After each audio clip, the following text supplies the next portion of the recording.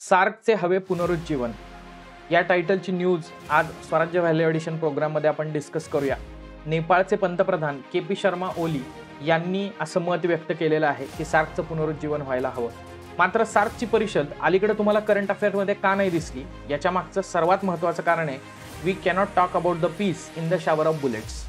तत्कालीन राष्ट्रपती प्रणव मुखर्जी यांचं हे वाक्य 2015 मध्ये उरी हल्ला झाल्यानंतर भारतानं अशा स्वरूपात पाकिस्तानला उत्तर दिलेलं होतं आणि सार्कची घटना असं सांगते एखाद्या सदस्य राष्ट्रानं जर या परिषदेमध्ये सहभागी होण्यास नकार दिला किंवा बहिष्कार टाकला तर ही परिषद होऊ शकत नाही आणि म्हणूनच उरी हल्ल्यामुळे भारतानं सार्क परिषदेवरती बहिष्कार टाकलेला होता। कारण south Asian association for regional cooperation म्हणजे दक्षिण आशियाई देशांची प्रादेशिक सहकारी संघटना आणि त्याच्यामध्ये भारत आणि पाकिस्तान सदस्य आहेत। एका बाजूला पाकिस्तानद्वारे दहशतवादी कारवाया होणार आणि दुसऱ्या बाजूला जर आपण सहकार्याची भावना त्यांना दाखवली तर हे हँड इन हँड त्या ठिकाणी ही पॉलिसी जाऊ शकत नाही। त्यामुळे भारतानं बहिष्कार टाकलेला होता।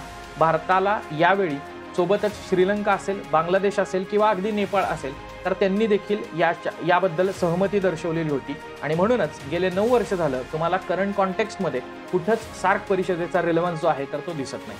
कदाचित त्याच्यामुळेच की काय आसियानचा रिलेव्हन्स जो आहे तर तो इंडियासाठी दिवसेंदिवस वाढत आहे। पण आता हे जे मत व्यक्त केलेलं आहे की तुम्हाला नेमकं काय वाटतं की खरोखर सार्कचं पुनरुज्जीवन व्हायला पाहिजे का आणि त्या दृष्टिकोनातून जर सार्कचं पुनरुज्जीवन झालं तर भारत पाकिस्तान संबंध सुधारण्यास त्याच्यामध्ये काही मदत होईल का हे कमेंट करून नक्की सांगा।